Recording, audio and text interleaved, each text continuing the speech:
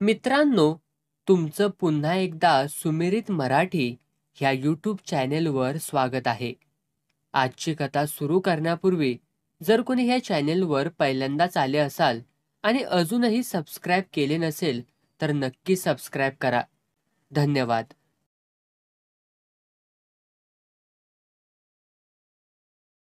अलीकडं मी शाळेत जाया लागली. कामाकारणानं सातवीतनंच आईनं मला काढलं होतं. पण एक दिवशी तिला काय वाटलं कुणान ठावं.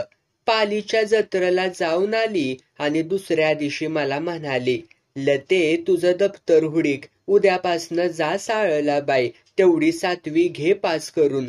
अगं पण असं काय जादूगारागत बोलत्यास ग?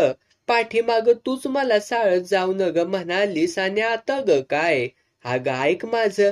तवा कुठं माझं टाळकं फुनू ऐकत गेलं होतं कुणान ठावं. राती त्या इलू नानाच्या कुई बरोबर पालीत सिनेमा बघितला. आपल्या जातीतली एक पोरगी अक्षी तुझ्या वाणी शिकून अंमलदार झाली. तू बी तशीच हो. काय अवघड नाही. डोसकं चालवलं म्हणजे मस्त चालतंय. आईला कशाला दुखवायचं? तिचं बी एखादं सपान असलच की. हो पण जाऊयाच उद्यापासनं शाळेत. म्हणजे जीव सोलून काढणाऱ्या भवताच्या टोचऱ्या कांबाट्या तरी दिसायच्या नाही त्या. शाळेत सगळं कसं स्वच्छ असतं या. एखादा टरका मास्तर सोडून द्या, पण बाकीचं मास्तर समजूतदार. पोरं आपापल्या उद्योगात रमल्याली. सकाळी जायचं, दुपारा जेवायला परत, पुन्हा शाळा.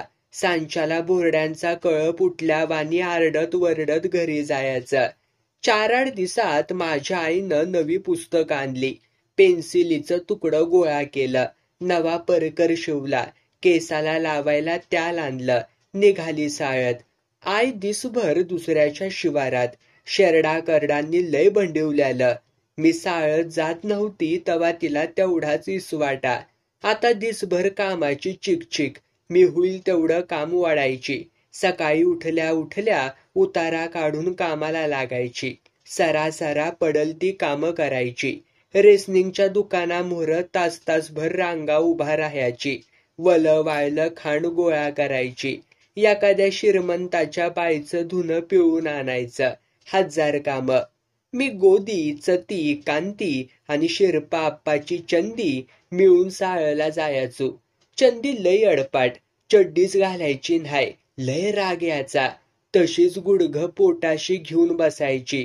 पलीकडच्या वळीतली पोरं गणित सोडवायचं सोडून नको ती बघत बसायची. आम्ही 1000दा सांगितलं, पण ती नाही ऐकायची. उलट आम्हालाच डापरत म्हणायची, तुमच्या का पोटात दुखतंय? बघितलं तर माझं बघत्याली. तुमचं काय जातंय? कसं तोंड उघडायचं अवदसं पुढं. तिच्या नादानं जगू अण्णाची चंपी बी तशीच करायची. दुपारच्या सुट्टीत आम्ही चकाट पळायचो जेवायला, पण ह्या दोघी उगी आपल्या मागं राहायच्या. आम्हाला वाटायचं शेंगा बिंगा आणत्या त्या तवा भुका लागत नसत्याली. पण एवढ्या वयात बी लय पुढं गेलत्या. हातातली पट्टी फिरवीत मी चालली होती तर वाटत चंपीची आई भेटली. आमची चंपी आली का ग? हाय माग. जरा पळत जाऊन बोलवून आण. तिला म्हणावं तुझा मामा आलाय. मी तशीच परत फिरली चंपीला हुडकायला. पण चंपीचा पत्त्या कुठाय? शाळा पार रिकामी. 2-3 पोरं बसायचं ठिकं झाडीत उभी होती. मस्त हुडाकली. म्हणलं गेल्या असल पुढं. पण तिच्या आईला खरंच वाटना. अगं मी ह्याच रस्त्यानं आली की. मग देवळा बिवळ्यात खेळत असत्याल्या. मारुतीचं पडकं देवाळ. 2-4 भिंती निम्म्या अर्ध्या ढासाळलेल्या. मधी मातीचं ढीग. काय काय ठिकाणी खिंडार तयार झालेलं. मी तिकडं कवाच जायाची नाही, पण चंपीच्या निमित्तानं गेली तर रान त्या खिंडारात उबदार मातीवर गारुळ्या पक्याला घेऊन झोपल्याली. शाळा म्हणजे गिन्यान शिकण्याची जागा, पण हिथं बी तसंच. उसाचा फड पेटल्यावानी. बारकी बारकी पोरं बी पेटून उठल्याली. पलीकडच्या वाटनं मारवाडा गाठला. जेवली. उगी आपलं पुस्तक वाचत पडली. चिचा चोखत चंपी आली. चल की शाळेत, गणिताचा तास आहे नव. तू जा, पोटात दुखतय माझ्या. इतक्यात लगीन होयाच्या अदुगर? हसली मथिवानी. अजून कशात ना बशात तवर गोमाशा मिशात.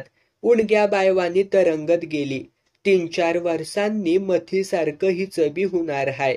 साऱ्या वंगाळ भवान्या, परतेकीवरती मराठ्याचा एक बाबा. ह्यांना कळत नाही ती न्हाय आणि त्यांना बी कळत नाही व्हय. कुळणशिळच्या घरात जन्माला येण्यापरास उकारड्यात जन्मायचा. शाळवाच्या ताटागत तरारून यायचा.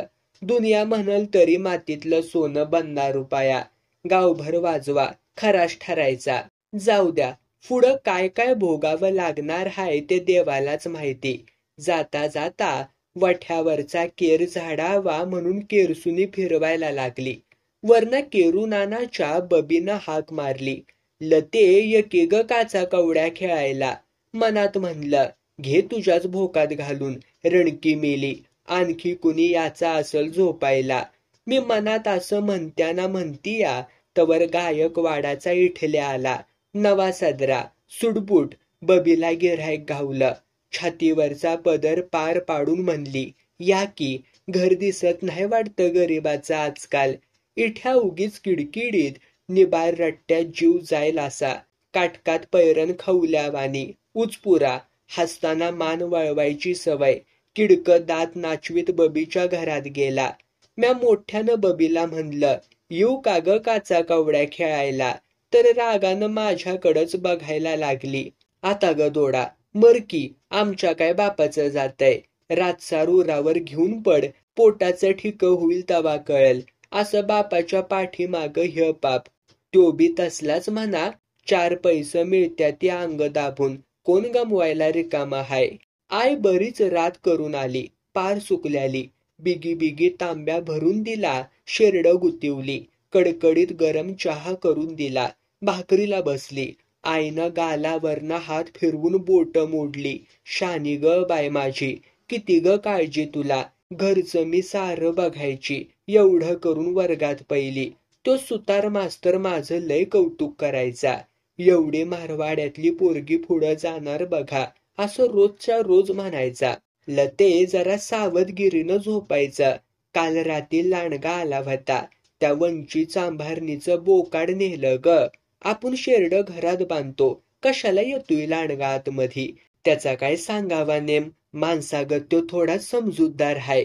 कूड फाडून अलीकडं येईल. त्याला ग काय, कोयत्यागत नखं असत्या ती त्याची. दोघी बी जीवन कलांडलो. राती मथीच्या घरापलीकडचं दार वाजलं. आईनं घराच्या फटीतनं बाहेर बघितलं. काय हाय, मी म्हटलं. गब्बस, काय न्हाय. आई बराच वेळ बघत होती, नंतर झोपली. सकाळी उठल्यावरती विचारलं तर म्हणती, काय नाही ग, लांडगा होता. मी दिसभर त्याच विचारात. मथीच्या शेजारी राहणाऱ्या जणीला विचारलं, राती कोण आलं होतं ग. ती बी सांगना. 2 पेन्सिली दिल्या तशी म्हणली, तो लंगडा सुदाम्या आठवड्याला येतोया. अंगाला कवच कुंडीचं भॉण चोळल्यागत झालं. 80ची बाजारातली दैना आठवली. इतिहासाच्या पुस्तकात तह झाला की पाहिजे तशी खंडणी वसूल करत्या ती. तसाच तर ह्यो प्रकार नसल नव. बापाच्या जीवाचा पार पारा होऊन जात असल. डोळ्या देखता पुरीची आबदा. बाप एवढा मोठा खवीस पर पार मुरदाडागत झालाय. अंगातलं सारं रगात डासानं वडल्यासारखा चेहरा. आपल्या भोवतीचं सारं रान पेटलंय. ठिणग्या उडत उडत आपल्या बी घरापावतर येणार. काय काय म्हणून सांभाळायचं आपण तरी. आमच्या घराच्या माग लिवंगडाच्या तटाला लागून रमसू अण्णाचं घर, उतरत्या छपराचं. थोरला पोरगा मिल्ट्रीत, धाकटा वर्करनी कामात. कधी घर, कधी शेत, कधी घराच्या कामावर. नरसू आपला रंगीत टोप्या इंतो, सूप बनवतो. बारीक बनाट्या लावून राघवाचं पिंजरं, कांद ठेवायची शिकी दुरड्या करतो. सारं सारं रंगीत. तांबड्या हिरव्या रंगातली आमच्यासारख्या पोरीसनी लहानपणी खेळायला बुंडूक लिपण करायचा. अजून बी करतो. जात महाराची पण धंदा बुरडाचा. दुपारच्या सुट्टीत नाहीतर सांची पार आम्ही पुरी पुरी त्याच्या घरामोरच्या वाट्यावर येऊन बसायचो. रमसू अण्णा आपल्याच कामात. मला म्हणायचा, ए मावशे, साळत हायस वय तू. मी आपल्या हसायची. चतीला म्हणायचा, ह्या पुरीचं लवकर वाजवायला पाहिजे, तिच्या बापाला सांगणार हाय मी. असं बरंच काय बाय. त्याच्या घरामोर तोंडल्याच्या पाल्याचा यल. बुट्ट्या बघायच्या निमताना आम्ही त्या सीताफळीवरल्या यला जवळ यायचो. पाला तोडून खिशात भरायचो. भरारा खायचा. तोंडल्याचा पाला खाल्ला की जीभ येत नाही. शाळेत पोरं 2-2 पेन्सिलीवरती एक पान विकत घेत्याती. त्यामुळं आम्हाला लय भाव. म्या म्हटलं ती बारकी टुपली केवढ्याला? तर म्हणला 10 रुपये. हुडत, इतकी महाग व्हय? तुला केवढ्याला पाहिजेल ग? तेवढ्यात रमसूची सून चहा घेऊन आली. हाटीलातल्या बाबावानी गलासात घेऊन आली होती.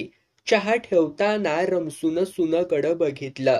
अगदी छातीवर डोळं रोखून हसला. घाणवरड्यान.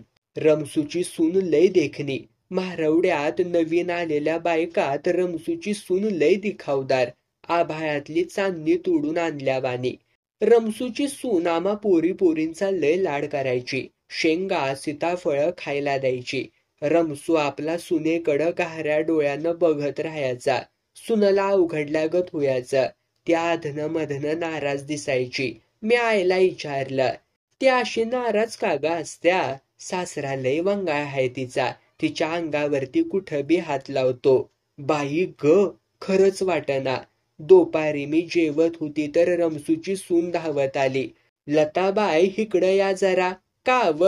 या म्हणल्यावर यावं. तरी पण फुकटात तमाशा बघायला या की. गेली धावत. लिवंगाडाच्या कोपऱ्यावर उभं राहून बघितलं तसं पोटामध्ये ढवळून आलं. रमसून धोतार पार फेडल्यालं. पांढरी कुत्री दोन्ही पायात जाम धरल्याली आणि लावलेल्या सपाटा. आता ग धोडा, काय म्हणायचं या कर्माला? सुननं डोळं टिपलं. सारं हाय असं बघा. जनावरावरती चढणारा माणूस माणसाची कदर कवा व करल? कसं राहायचं ह्या घरात? दादाला पत्र लिही की. मला नाही लिहिता येत. मी लिहीन की. पण कुठं कळलं म्हणजे निष्कारण मारामार. काय होत नाही. ह्या टोपलं करणाराची एकदा जिरू दे. नग बया, आपलं तराट आपल्याजवळ. जर आणखी माझ्याशी दंगा मस्ती करल तर तारच ठोकीन नवऱ्याला. त्याला काय करायचं ते करू दे आणि नरकात जाऊ दे. रमसूच्या सुनाची दया आली. अख्ख्या मारवाड्यात एवढीच बाय चांगली. हसताना सुधीक चिंगी चिंगी हसायची. नटणं नाही नि मुरडणं नाही. सारं कसं आरशावानी टापटिपीत. ती पडली या अशा या नरकात. नवरा गेला म्हणजे 2-2 वर्ष घराकडं तोंड नाही. उगीच विचारायचं म्हणून विचारलं. यंदा काय पाळणा बिळणा? चला चावट कुठल्या? असं म्हणून लाजून पळाली. जाऊ द्या, गरीब बिचारी. देवाचं टाळकं अशा वेळी कुठं हगायला जातं कुणान ठावं. सांची पारा आई रानातनं यायच्या आत जळान गोळा केलं. बारीक मोठ्या 10-20 काटक्या मोडून आणल्या. शेणाचं 2-3 पवं घातलं होतं. सटाटा 4 शेण्या थापल्या. कालवण केलं. चहाचं पाणी ठेवलं आणि आईची वाट बघत बसली.